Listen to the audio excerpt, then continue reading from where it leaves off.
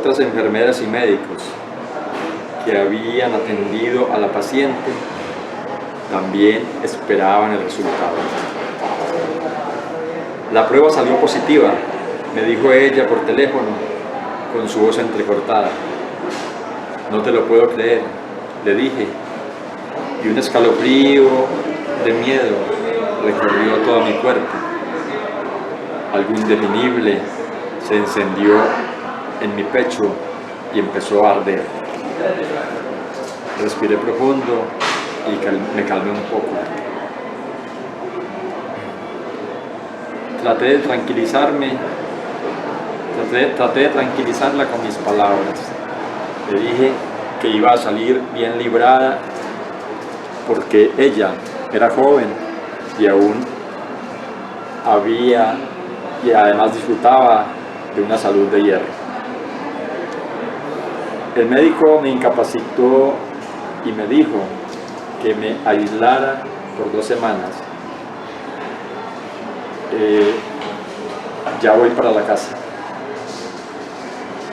Ya mismo salgo para la ciudad, le dije.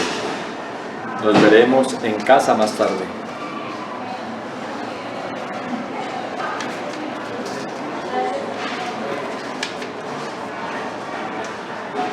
No quise correr riesgos viajando en bus o en taxi. Un vecino me hizo la carrera en su carro particular. Me puse 2 mascarillas y me subí en la parte trasera del automóvil. El conductor también llevaba su mascarilla que cubría nariz y boca.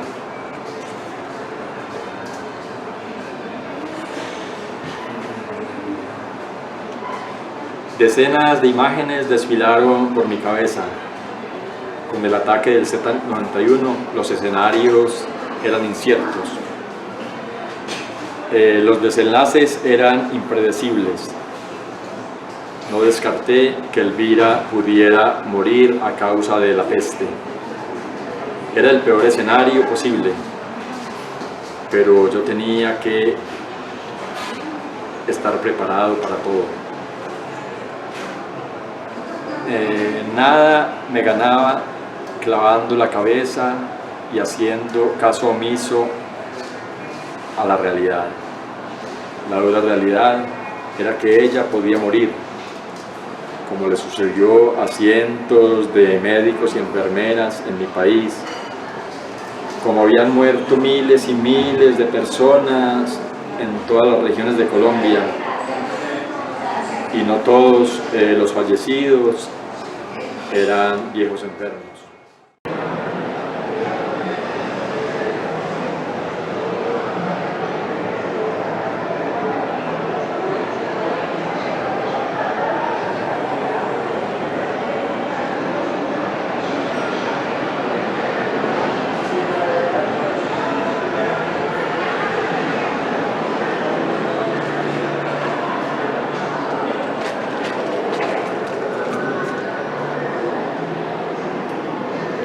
Tan lejanas, me tomé 4 años, entre el 2019, más bien desde comienzos del 2020 hasta finales del año 2023.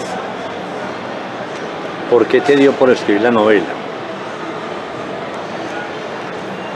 Bueno, en realidad en un comienzo no tenía la intención de escribir una novela, más bien cuando empezó la pandemia del COVID-19 yo continué escribiendo un diario, pues yo escribo diarios hace mucho tiempo, hace más de 30 años, y bueno, en pandemia igual seguí escribiendo mis diarios.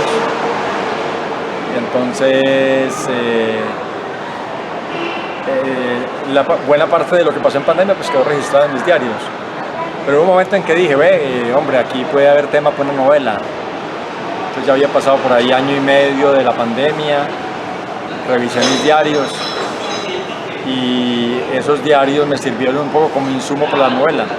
Aunque la novela no está toda basada en el diario, sí tomé fragmentos del diario y les hice un trabajo ficcional y quedaron incorporados a la novela. Pero igualmente también creé otras escenas, otros escenarios, otros personajes que no estaban en mis diarios Bueno, ahí fue donde entonces quedó la novela, escrita con base, como digo, en ese diario que empecé en 2020, y ya entonces para finales del 2023 tenía lista la novela y ya empezó el proceso de la edición. Hay algo que uno percibe leyendo la novela y es efectivamente que hace mucha referencia a los diarios que estás escribiendo. Pero en el transcurso de la escritura de la novela y lo que revelas es una especie de diario donde te ves muy escéptico a veces, muy rebelde, muy crítico, ¿cierto? Entonces, efectivamente, como decís, después pasaste todo eso, lo volviste ficción, ¿cierto? Pero entonces la pregunta es la siguiente: ¿hace tiempo escribís diarios o qué? Sí, hace unos 30 años, mejor dicho, desde 1987 yo estoy escribiendo diarios, aunque de una manera pues más continua, más seguida, desde 1992.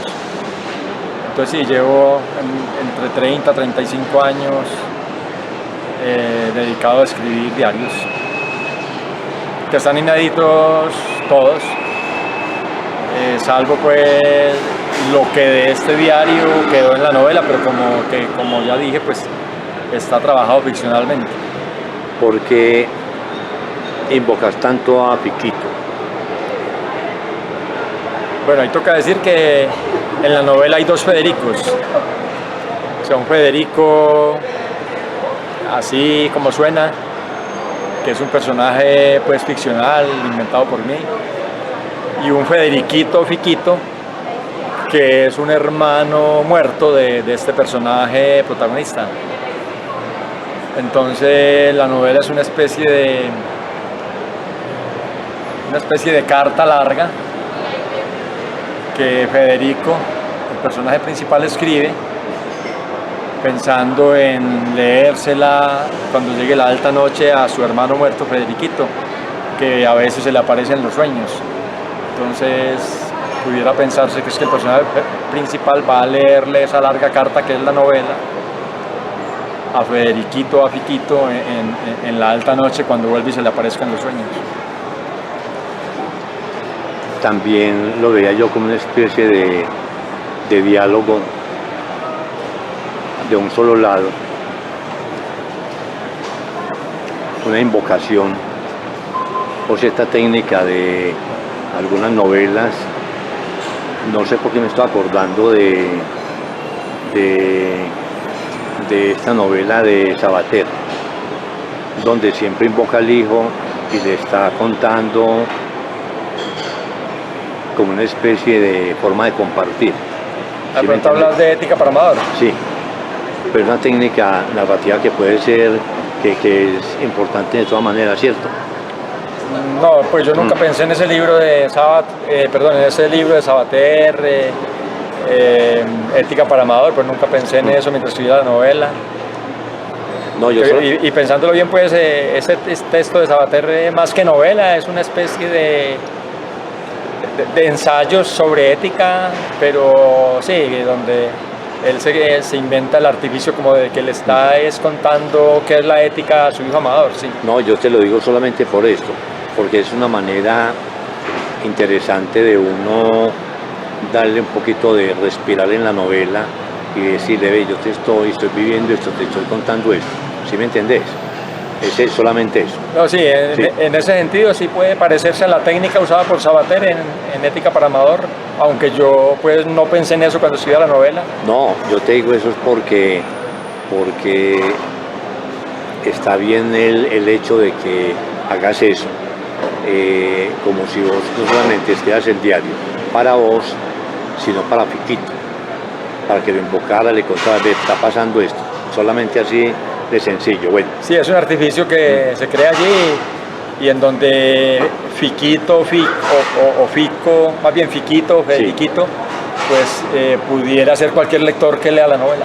Bueno, hay algo que noto que te ha afectado, como a muchos de nosotros, y es el encierro de la pandemia. Hay una frase que utilizan mucho que es la casa por cárcel. ¿Te sentiste apresionado cuando estabas viviendo en Miramar, que era una finca bonita, no? Y amañadora, y no estuviste en la ciudad como nosotros? La verdad es que sí, pues a mí como autor real de la pandemia, sí, tal vez lo que más me afectó, incluso más que el posible miedo a morirse uno por el virus del COVID-19, a mí me afectó más las restricciones a la libertad que vivimos en ese tiempo.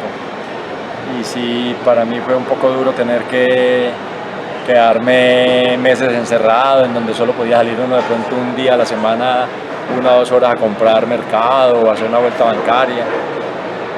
Entonces ese peso del encierro, que a mí aunque yo nunca he estado en casa por cárcel, ni he estado en una cárcel, yo me imagino que cuando uno está en casa por cárcel vive algo muy parecido a lo que vivimos en algunos meses de la pandemia.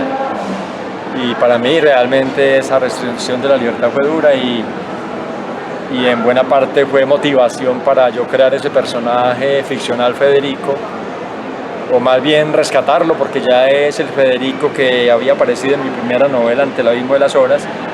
Pero entonces aquí pensé que otra vez en esta nueva etapa de la vida de Federico, en tiempos del ataque del Z91, que es la ficción para hablar del virus, entonces, como te digo, hubo una motivación también en esa restricción, en esa falta de libertad para escribir la novela. Te decía ahorita que es muy distinto vivir en Miramar, que es una finca, que puedas caminar, puedas salir con ciertas restricciones, cierto contacto, que en la ciudad o no. Sí, yo conté con la fortuna, digamos yo y algunos hermanos, algunas cuñadas, algunos sobrinos, conté con la fortuna de que en esa época más dura del encierro, que fue casi que la cuarentena total, de encierro total, pudimos irnos a una finca de la familia y vivir allá unos 2 meses. La verdad es que sí, yo me siento afortunado porque allí el encierro pesaba menos, porque podíamos salir a caminar por los alrededores, contemplar bellos paisajes, respirar aire puro. Pero aún así a mí me pesaba esa restricción. Y bueno, también durante la pandemia me tocó también estar en un apartamento en un pueblo. En Pueblo Santo.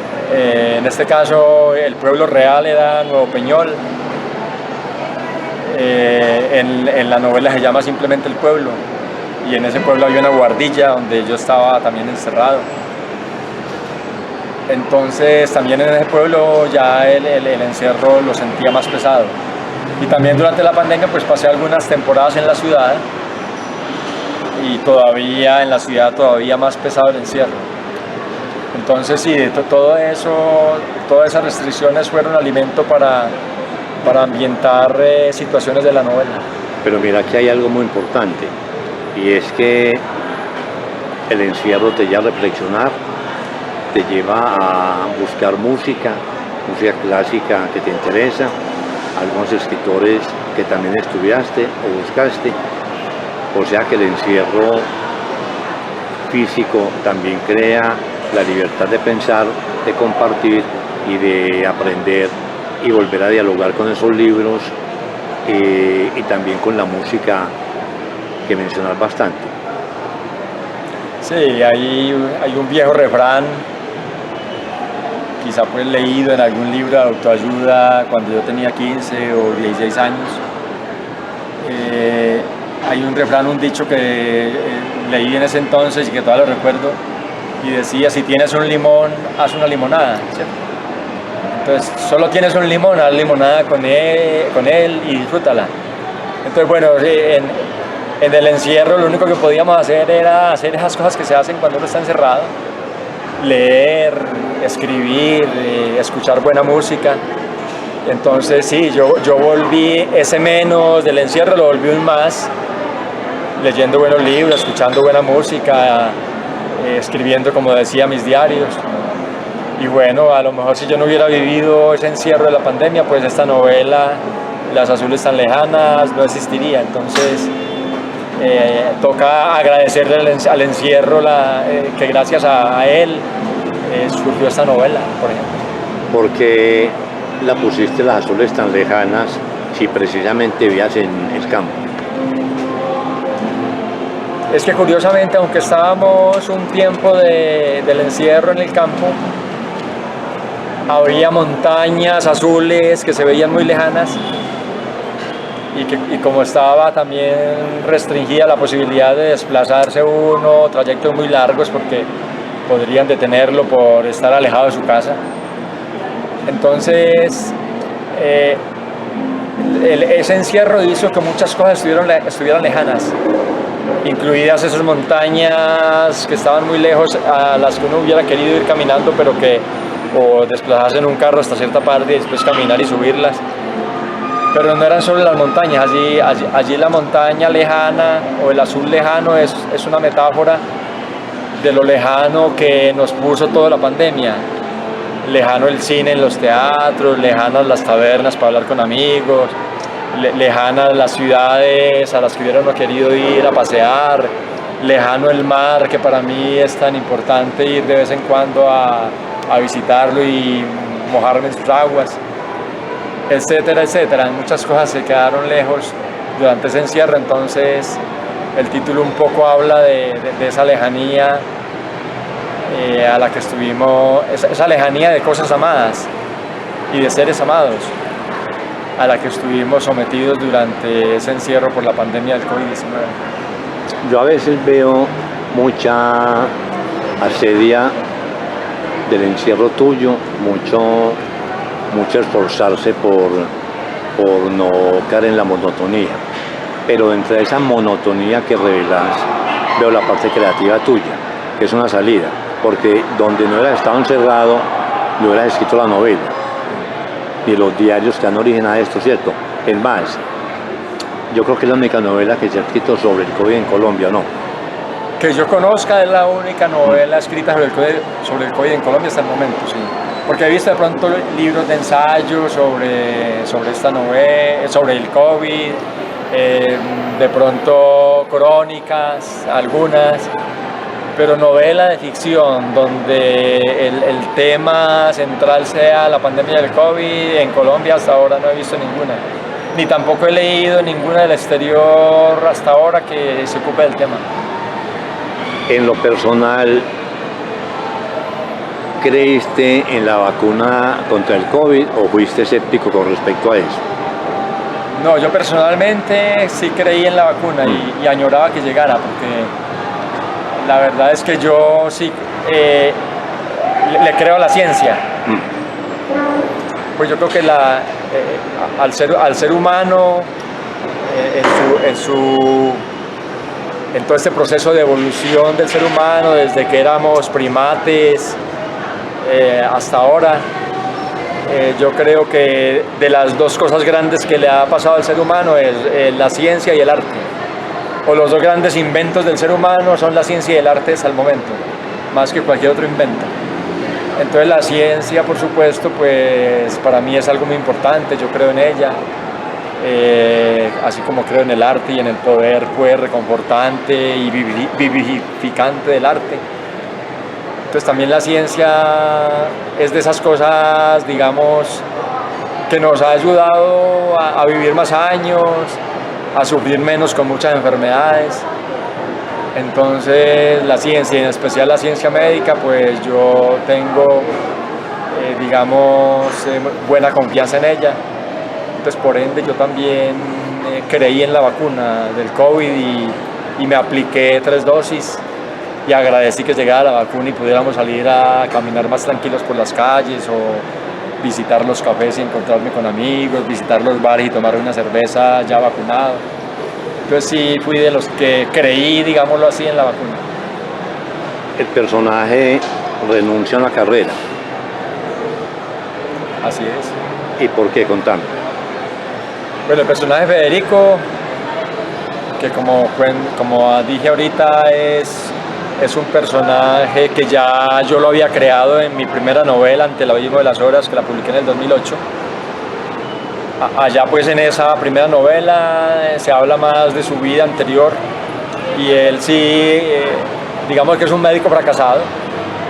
Es alguien que desde que se graduó de médico en la Universidad de Antioquia se dio cuenta desde el mismo día que le entregaron el cartón de que esa no era la profesión de él, que él ya gracias a muchas lecturas que hizo en la universidad y que había hecho en el bachillerato, estaba movido era para otras cosas, era apasionado más por asuntos como el psicoanálisis, la filosofía, la literatura.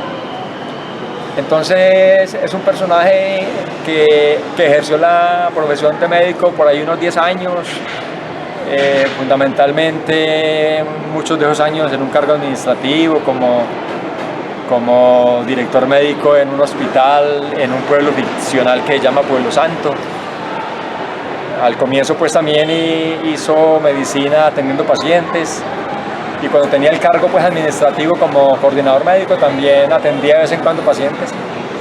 Pero mucha parte de ese tiempo fue como digo en ese cargo de coordinador médico, más bien un cargo burocrático, pero en el que también pasó muy aburrido.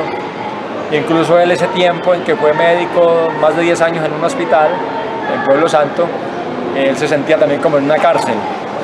Y en ese tiempo Federico también escribió unos diarios que están publicados en la primera novela, donde habla pues de lo pesado que era ese encierro del cargo burocrático, en donde por momentos eso también aparece recreado como si fuera una cárcel real.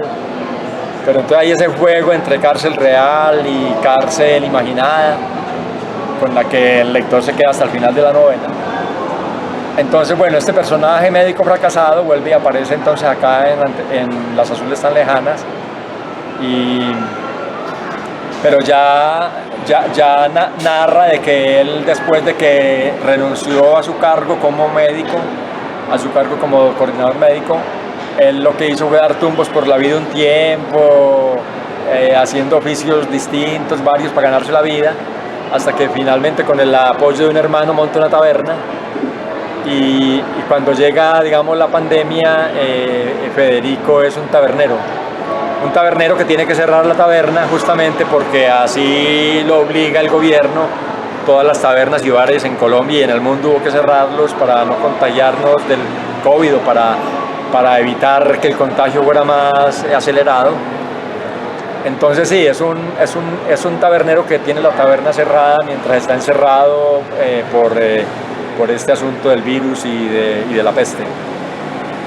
Hay algo ahí y es el renunciamiento a una carrera liberal por buscar otra posibilidad que lo haga más libre y más persona y con más identidad, ¿o no?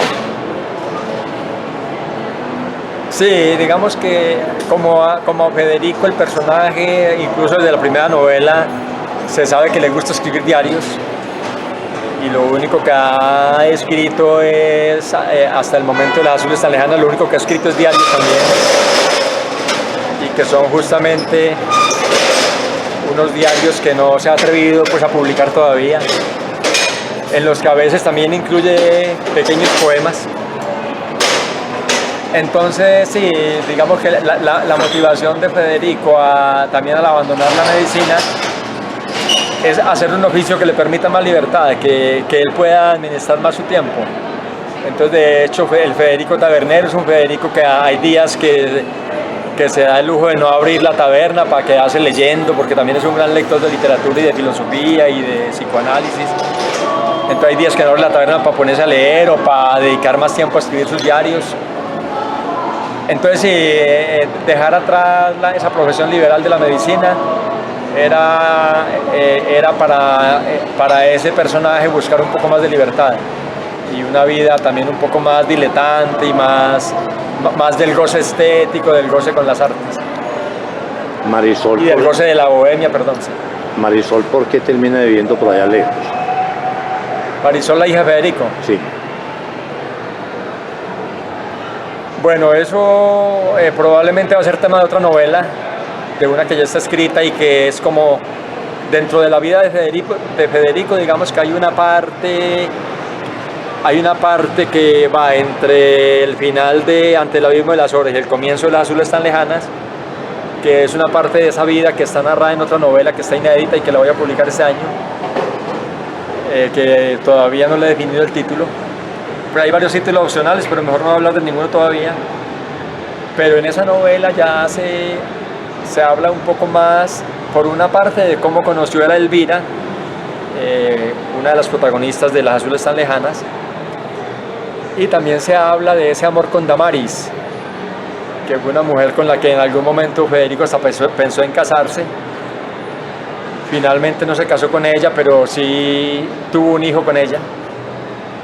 Y bueno, un poco Damaris decepcionada con Federico, porque Federico nunca se casó con ella, nunca se fue a vivir con ella.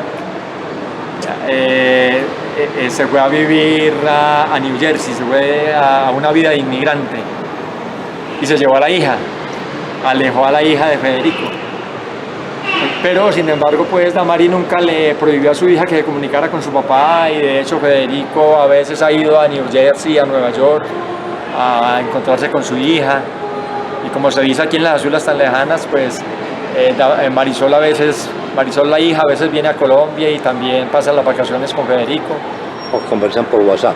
Y bueno, y mantiene, como se muestra en esta novela, una comunicación vía WhatsApp y vía llamada telefónica o vía videollamada. Mantienen esa comunicación padre-hija. Entonces hay una relación muy bonita entre Federico y la hija, que aunque no viven juntos todo el tiempo, sí tienen esa relación padre-hija. Marisol lo quiere mucho a él quiere mucho a Marisol. Y afortunadamente pues Damaris, la mamá, no se ha opuesto a esa relación y ha permitido que esa relación funcione aunque sea en la distancia. Hay lo siguiente, si bien la novela es sobre la cuestión de la pandemia y todo lo que produce el encierro, esa monotonía que vuelve ese ciclo vicioso de estar encerrado así allá, muchas cosas para no entretenerse o escaparse de la realidad, también en el fondo es una novela de amor, porque cuando Elvira queda infectada, uno ve que el personaje se siente tocado y es solidario con ella y está presente en el hospital y todo, ¿sí o no? Así es. Hablamos más de eso. Sí, en este tiempo de la vida de Federico, este tiempo que coincide pues con eso que en la novela se llama la invasión por el Z-91, a la que se vio sometida toda la humanidad por ese enemigo microscópico, esos ejércitos invisibles que nos traían la peste. Durante ese tiempo entonces en que la humanidad se vio atacada por ese enemigo microscópico, es un tiempo en que Federico tiene una novia que se llama Elvira, una novia que también fue inmigrante, que también vivió un tiempo en Nueva York, y que es una novia que había conocido muchos años antes en Medellín, cuando recién había abierto la taberna Federico. Después esa relación se acabó, pero Federico siguió muy enamorado de Elvira. Y muchos años después se la volvió a encontrar en un viaje que hizo Federico a Nueva York, pues allá en Manhattan, en un cruce de dos calles. En Manhattan se encontró por azar a Elvira. Él no sabía que ella estaba de inmigrante en Nueva York, y bueno, ahí volvieron como a hablarse, y un año después que Elvira volvió a Colombia, entonces reiniciaron como un noviazgo. Y Elvira consiguió trabajo porque Elvira había terminado una carrera de enfermería en la Universidad de Antioquia y se había graduado ya. Y cuando se fue para Estados Unidos a rebuscarse la vida como inmigrante, ya era enfermera profesional. Entonces cuando ella, después de reencontrarse con Federico un año después, vuelve a vivir a Colombia y vuelve y empieza a trabajar como enfermera en una clínica, ahí casi que se inicia otra vez un noviazgo de Federico con ella. Y ella pues vive sola en un apartamento en la ciudad, y Federico hay tiempos en que va y vive con ella, otros tiempos en que Federico se aísla. Entonces la pasan en eso, de momentos en que viven juntos, momentos en que cada uno vive por su lado, pero no dejan de ser novios. Entonces para el momento en que llega la invasión del Z91, pues Federico y Elvira llevan unos 3 años ya de nueva relación de novios. Y la verdad es que Federico sí quiere mucho a Elvira, la ama. Y también igual Elvira lo ama a él. Y eso está también narrado, ese amor, esa historia de amor también está narrada en esta novela. Y por supuesto, cuando Elvira se contagia con el Z91 y se pone en peligro de muerte, pues Federico sufre mucho con eso porque piensa que ella puede morirse también, como ha muerto tanta enfermera, como ha muerto tanto médico, como ha muerto tanta gente en el mundo, tantos millones de personas para ese momento. Entonces sí, en ese momento en que hay la amenaza de muerte sobre Elvira, pues ese amor todavía se intensifica más. Federico dice casi literalmente, la tristeza de Elvira es mi tristeza, su sufrimiento es mi sufrimiento, entonces él tiene que irse rápido para la ciudad otra vez a ayudarle a sobrellevar la enfermedad. Y sí, en medio de la enfermedad ese amor, digamos, vuelve y crece y vuelve y sí, digamos, resplandece todavía más. Y Federico sufre mucho en esos días en que Elvira está pues ahí al borde de la muerte. Cuando a ella le hacen la traqueotomía, yo pensé que ella se iba a morir o iba a quedar lesionada por vida. Y dije, aquí este señor la va a abandonar. Y resulta que la novela tiene final feliz. Entonces uno sale contento, porque ella se recupera lentamente, pero ahí estás al pie de ella. Sí, Víctor, tú hablas pues de final feliz. Yo diría que lo de final feliz es relativo, porque igual pues Federico queda quebrado, su taberna tuvo que vender los muebles para pagar unas deudas que tenía en el banco y tuvo que cerrarla. Acuérdese que ella pone el dinero para su emprendimiento. Entonces, Elvira queda pues muy enferma después también después de que fue atacada por el virus. Ya no queda con las mismas fuerzas de antes. Ella incluso también pierde su empleo en la clínica y queda con una pequeña liquidación que sí, como tú dices, la pone para que ellos emprendan una nueva empresa juntos. Entonces sí, el final feliz es relativo, pero bueno, cada lector puede interpretar lo que quiera, pues. Yo pienso que no es un final feliz porque los dos quedan disminuidos en muchos sentidos, pero igual, bueno, el lector puede también hacer su propia interpretación ahí. No, lo digo porque ella queda viva, porque quedaría muy tremendo que ella hubiera quedado lesionada por vida o muerta y hoy tiene deudas y todo, porque las deudas se vuelven a pagar, es por eso. Sí, en algún momento tuve la tentación de matar a ese personaje, pero igual también es como se ha vuelto como un lugar común también, el desenlace de la amante muerta, ¿cierto? En María, en Madame Bovary, en muchas novelas hay ese desenlace de final infeliz con la amante muerta. Entonces, bueno, también un poquito salirse del lugar común era que esa amante de Federico aquí, aunque quedara disminuida, no quedara muerta. Bueno.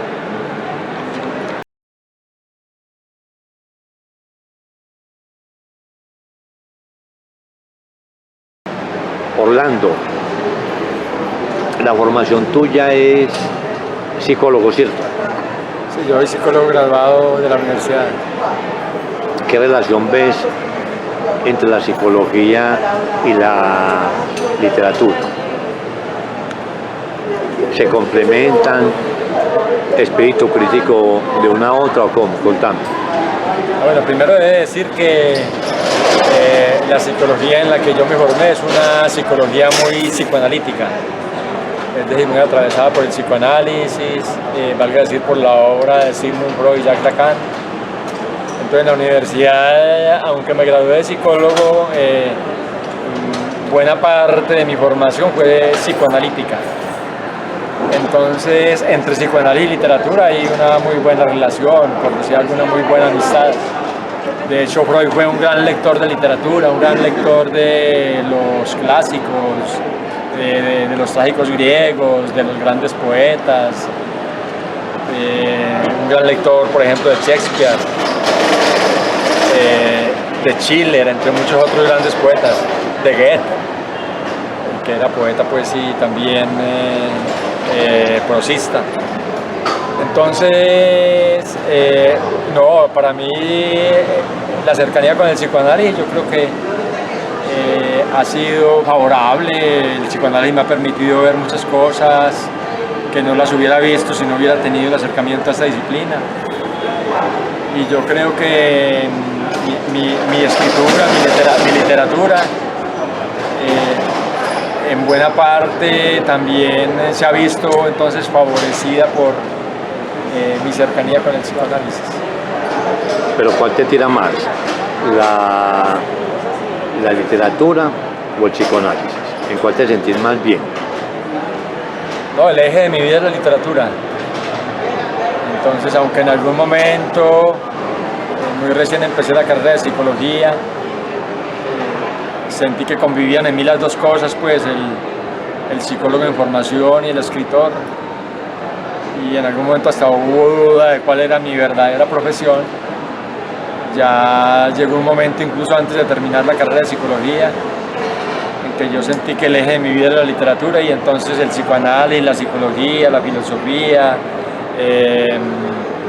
y todas esas otras lecturas que yo hacía, antropología, etcétera, todo eso empezó a girar en torno a la literatura. Es decir, están ahí para ayudarme a ser cada día en lo posible mejor escritor. Bueno, yo releo a Proust.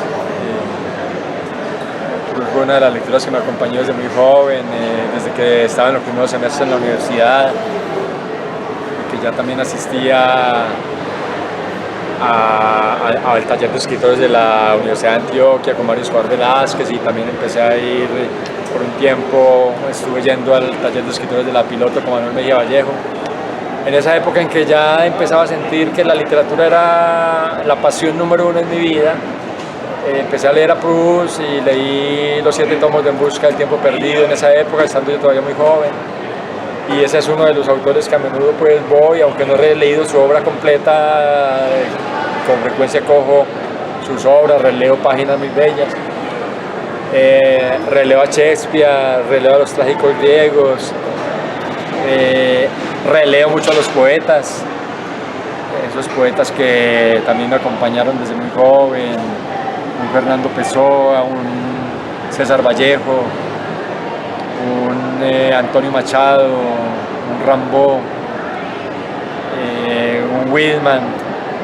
Son autores que ahora muchos de ellos son mis poetas de cabecera y los releo con frecuencia. He releído a García Márquez y a otros grandes escritores. ¿Qué diferencia ves entre los dos talleres literarios, entre el de Mario Escobar y de Mejía? A ver, la diferencia entre los dos talleres es que de pronto el de Mario era más académico. Mario era un hombre que se sentaba en la palabra y nos hablaba de literatura 2 horas.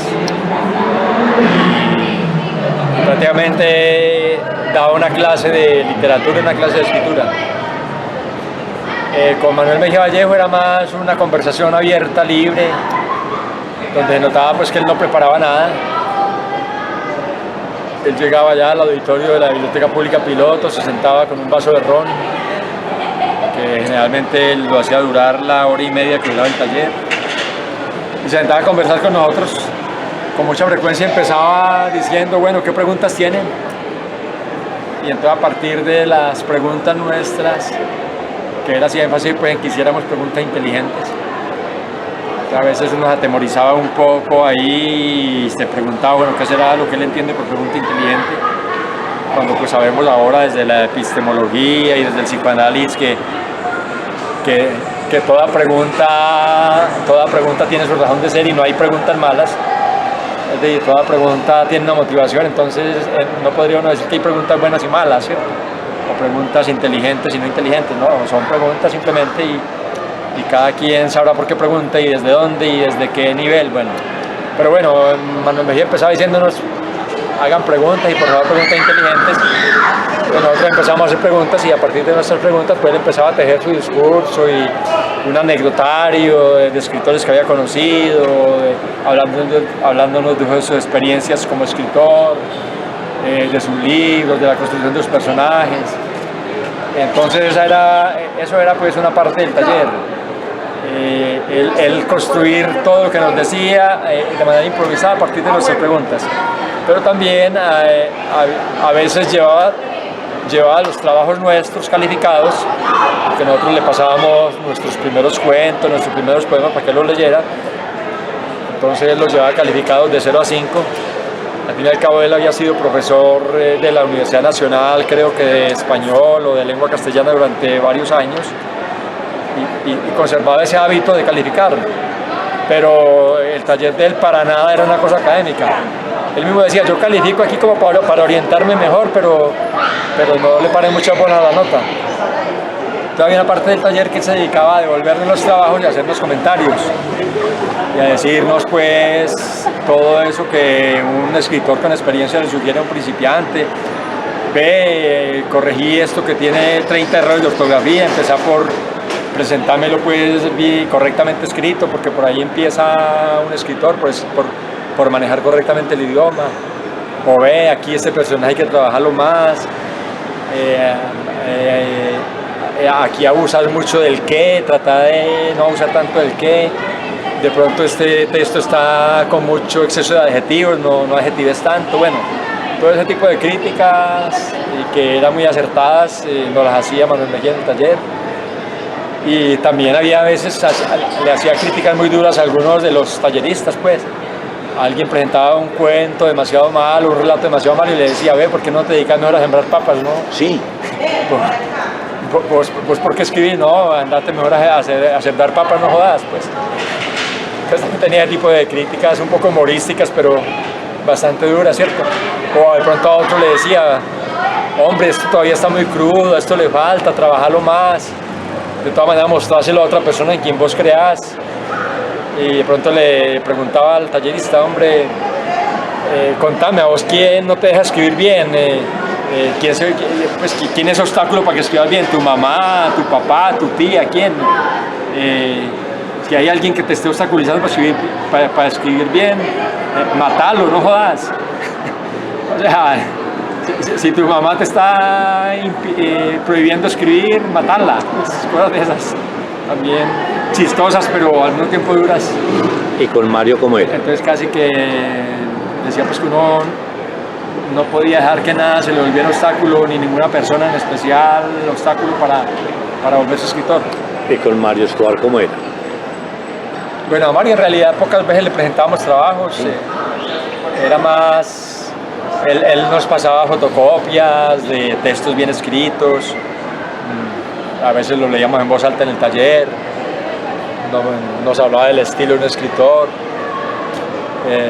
Alguna vez de vez en cuando nos ponía un ejercicio. Bueno, de pronto habíamos leído fragmentos de la obra de Guimarães Rosa, Gran Sertón Veredas, y decía, bueno, cada uno escriba para la próxima vez un relato como imitando el estilo de Guimarães Rosa.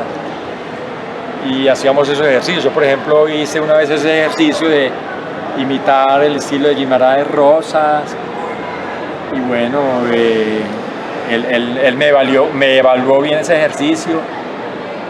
Y bueno, y confieso que imitando ese estilo de Guimarães Rosa, yo escribí mi primer cuento, que incluso después me atreví a mandarlo al periódico El Mundo y me lo publicaron, que se llama El tiempo de los relojes.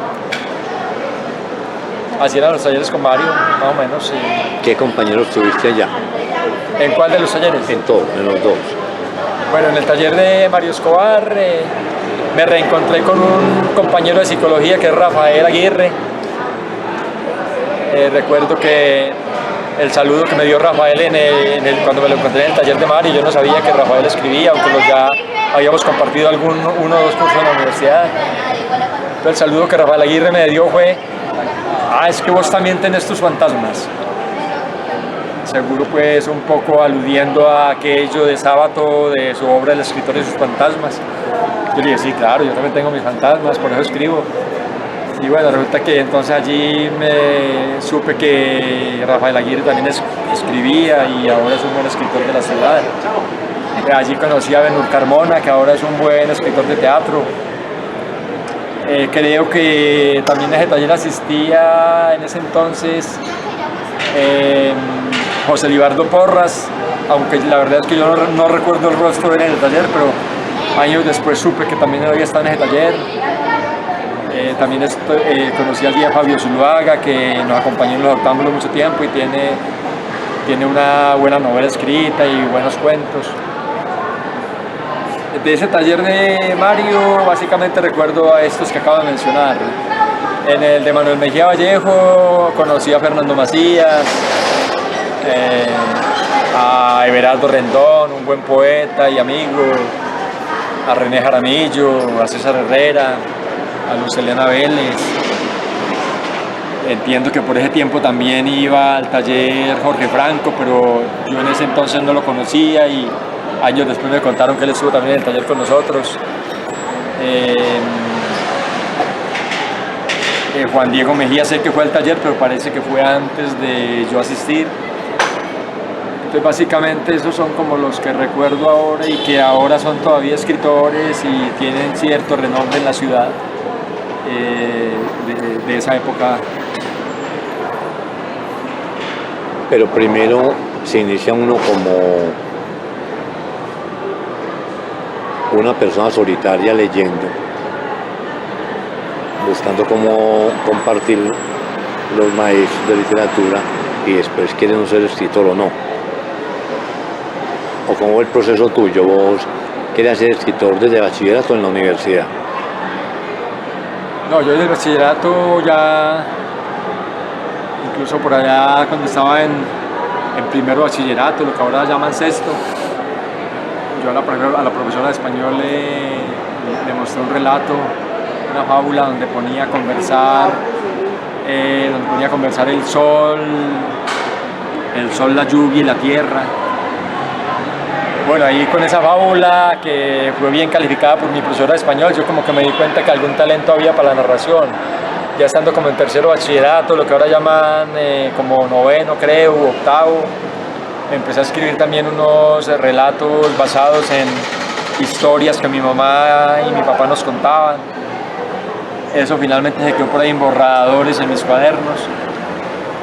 Ya cuando estaba en 11 o en sexto bachillerato, escribí un relato para el profesor de español, un relato sobre donde yo que soy un autor nacido en el Peñol, en el viejo Peñol, cuando yo estaba en 11 ya sabíamos que al pueblo lo iban a inundar, que iba a desaparecer. Entonces yo estando en 11 escribí un relato donde me imagino cómo será caminar por esas calles vacías del Peñol.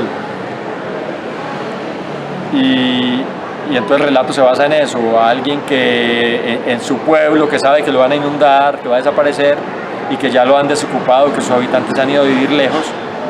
En ese pueblo fantasma el personaje empieza a caminar y con base a eso yo escribo un relato que para ese momento me gustó. El profesor me puso pues la máxima nota en ese entonces, que era 10. Yo conservé ese relato incluso en mis papeles mucho tiempo y luego con algunos cambios lo introduje en mi primera novela, Ante el abismo de las horas.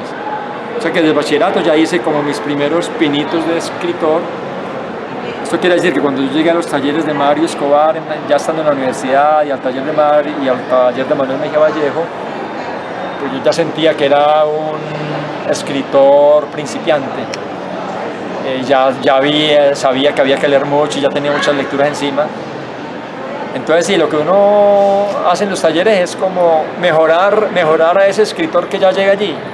Pero yo no creo pues que en un taller formen un escritor. No creo que en un taller un escritor que llegue en cero se forme escritor, no. O sea, ya tiene que llegar uno con algún talento, con algo ya que lo mueva a uno visceralmente a contar historias y a escribir poemas. ¿Qué leías en bachillerato? En bachillerato empecé a leer los primeros libros de García Márquez, leí por esa época La mala hora. Ya estando en 11 también leí 100 años de soledad, no la entendí mucho, pero algo de eso quedó. Leí El diluvio de Alejandro Sienkiewicz, un escritor polaco, creo que era Alejandro Sienkiewicz que llamaba, en todo caso el apellido es Sienkiewicz. Sienkiewicz. O Sienkiewicz, sí, que se volvió después premio Nobel, o era premio Nobel, pues yo no sabía. Leía a un escritor, Francisco Pablo Rendón. Leía cuentos de hadas que me gustaban todavía en esa época. Ya empecé a leer también a Nietzsche. Recuerdo que estando en bachillerato leí Así habló Zaratustra y me pareció una prosa más que filosófica, muy poética y me atrapaba. Entre otros, poesía leía poco en ese entonces. De pronto algo por ahí de Silva, pero muy poquito. La poesía ya empecé a leerla más cuando estaba en la universidad. Después de eso hay un salto muy grande, ya aquí en Medellín, con los octámbulos. Háblame un poquito de los octámbulos. Bueno, los octámbulos es una tertulia literaria que otros 3 escritores y yo fundamos en el 2003. Esa tertulia la fundamos entre Alonso Mejía, Rafael Aguirre, Rubén López y yo. Y esa tertulia nos ha acompañado durante 20 años, o más de 20 años ya. En esa tertulia yo creo que fue importante como escritores, yo creo que todos de una u otra manera crecimos allí. Una tertulia en la que pues antes de pandemia veníamos reuniéndonos los sábados cada 15 días. Nos reuníamos en las casas de cada uno de nosotros rotativamente. Era una tertulia que empezaba sábado a las 5 de la tarde y muchas veces estábamos saliendo de ella el domingo a las 5 o 6 de la mañana. O sea que se iba esa tarde del sábado y toda la noche del sábado. ¿Salían borrachos o qué? Y a medianoche empezamos a tomar unos traguitos, generalmente brandy, y sí salíamos la mayoría de aprendiditos de allí. Pero entre las 5 de la tarde y las 12 de la noche nos dedicábamos a leer nuestros textos. Cada uno llevaba fotocopias de sus textos para leerlos ante todos los compañeros y le entregaba copias a cada uno. Entonces nos leíamos nuestros poemas, nuestros cuentos cortos de máximo 5 páginas o nuestros capítulos cortos de novela, los leíamos allí, los discutíamos. Entre todos hacíamos sugerencias, todo tipo de sugerencias al escritor que estaba allí leyéndonos. Desde la coma que faltaba o el punto seguido, hasta sugerencias como perfilar mejor el personaje, adjetivar menos, ser menos académico en la narración, cambiar el final porque nos pareció un final muy lugar común. Éramos muy duros con los lugares comunes o los tópicos comunes en la escritura, etcétera, etcétera. Y bueno, la tertulia en pandemia se vio un poquito afectada porque en pandemia casi no nos pudimos reunir. Y bueno, después de pandemia apenas nos hemos reunido unas 3 o 4 veces y ya ese ritmo que teníamos de cada 15 días se ha perdido un poco, pero todavía sigue viva y tenemos pendientes volver a reunirnos, espero que muy pronto. ¿En qué género te sentís más cómodo? ¿Poesía, ensayo o novela o cuento? No, en el momento en que estoy escribiendo, en alguno de los géneros me siento muy cómodo escribiendo. Solo que no todos mis momentos son propicios para cualquiera de los géneros, o sea que yo dejo como que sea la escritura la que me invada, la que llegue como una pulsión que me pide escribir algo y entonces a veces mi deseo de escribir se expresa en un poema, otras veces en un relato, otras veces en una prosa que después se convierte en capítulo de mi novela, de una novela cualquiera. Entonces, no, cuando estoy en el momento de escribir, generalmente, porque mi escritura casi siempre es muy visceral, o sea, no es una escritura programada que digo, bueno, voy a escribir una novela sobre tal tema, no, o voy a escribir un poema sobre tal tema, un cuento sobre tal tema, no, la escritura mía no es así. Yo me dejo invadir por un deseo escritural y me dejo llevar. A veces me sale el borrador de un poema, otras veces el borrador de un cuento. otras veces el borrador, digamos, de un capítulo de novela o el borrador de un ensayo. Hemos hablado de los octámbulos, hemos hablado de la formación tuya, la parte solitaria tuya en bachillerato, y está la parte de los talleres, que todo lleva a una formación literaria que se va dando poco a poco, ¿sí me entendés? Con cierta libertad y todo eso. Ahí está esta pregunta. ¿Tu carácter de psicólogo no afecta la parte creativa tuya como escritor? Por lo siguiente, digo por esto. ¿No hay autocensura cuando escribís y dejas que toda tu personalidad se refleje en la escritura? ¿O estás de pronto pensando que de pronto un lector avieso descubra esa sombra tuya, como diría por ejemplo Jung, o por ahí aspectos escondidos? ¿O no te da temor a escribir libremente? ¿Te desatas a escribir? Sí, pues todo lo que yo escribo, pues como creo que le pasa a todo mundo, parte de un primer borrador, obviamente. Siempre hay un primer borrador de lo que uno escribe. Y yo en ese primer borrador, incluso muchas veces sin saber todavía de qué género va a ser eso, yo me desato por completo, o sea, yo me libero.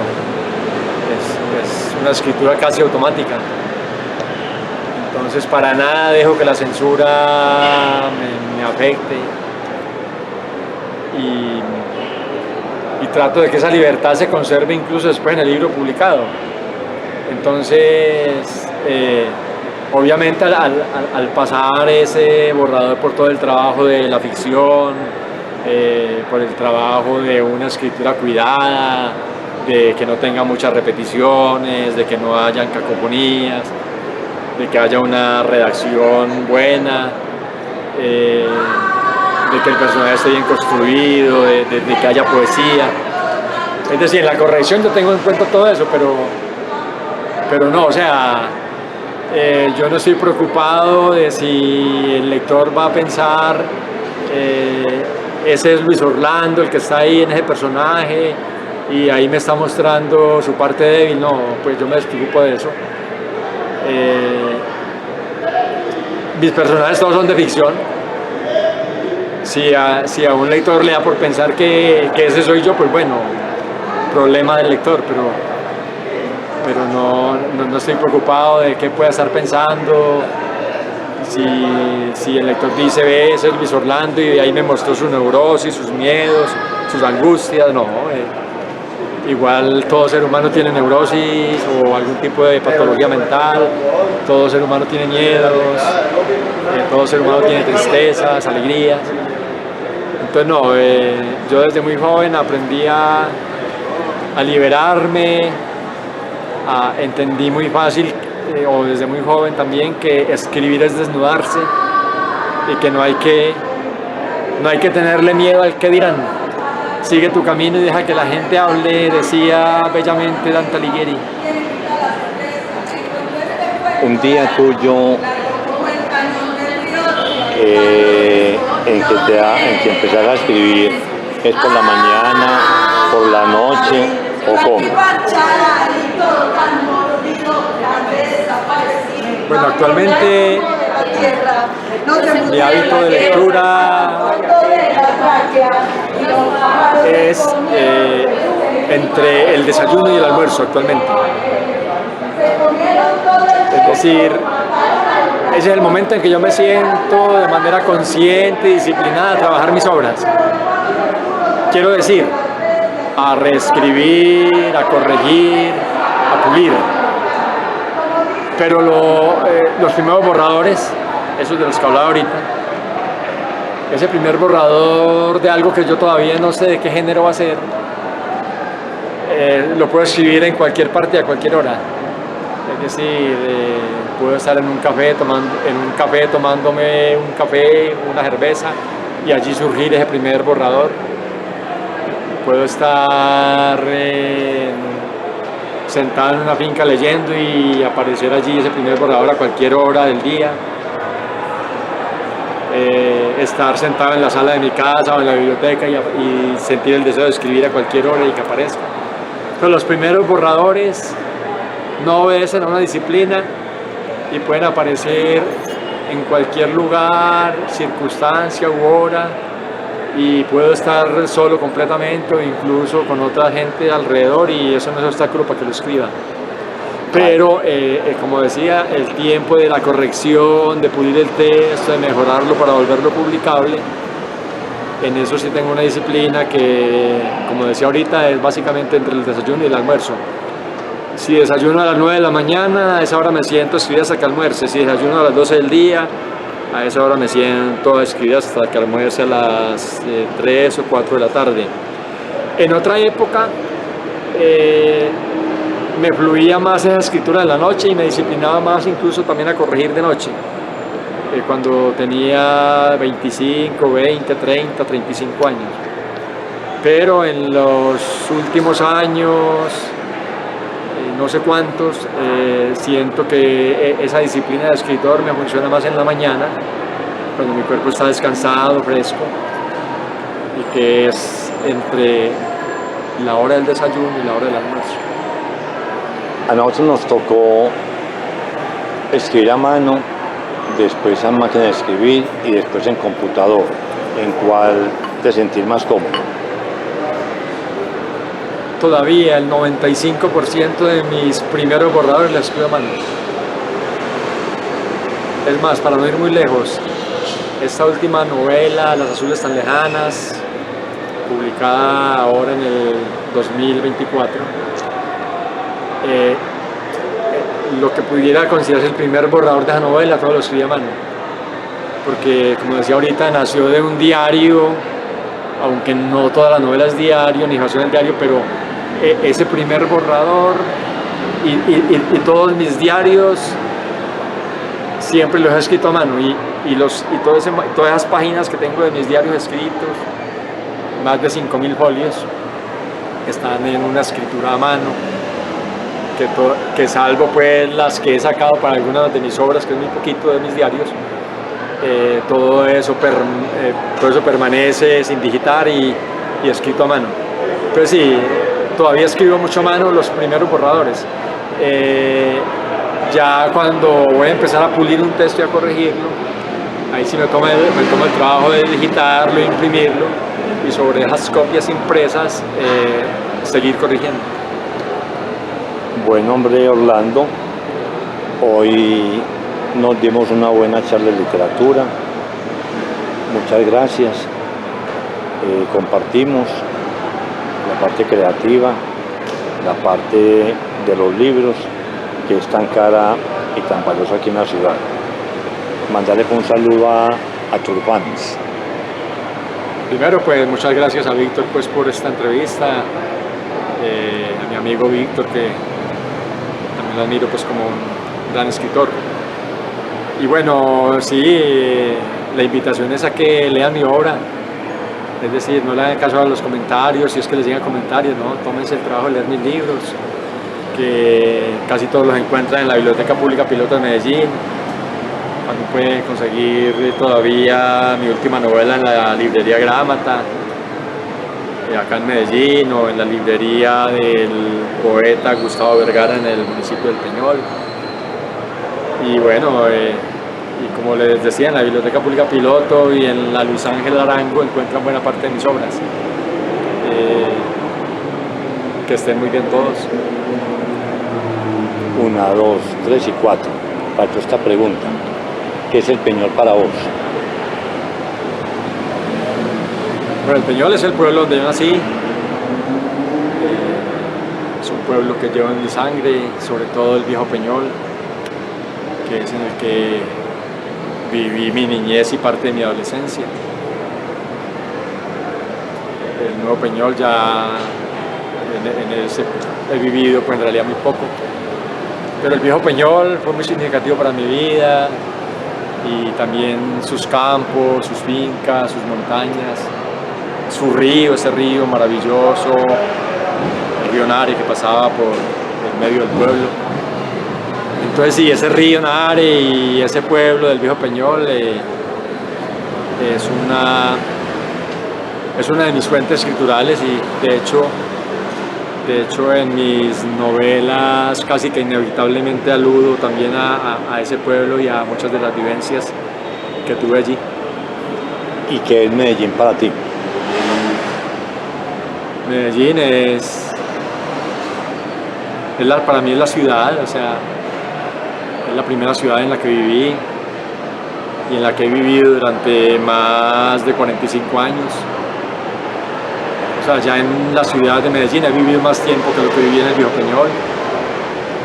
Entonces me siento un ciudadano de esta ciudad, valga la redundancia. Es una ciudad que llevo también en mi sangre, en mis venas, que ha motivado también buena parte de mi escritura. Es la ciudad que amo y que también por momentos odio.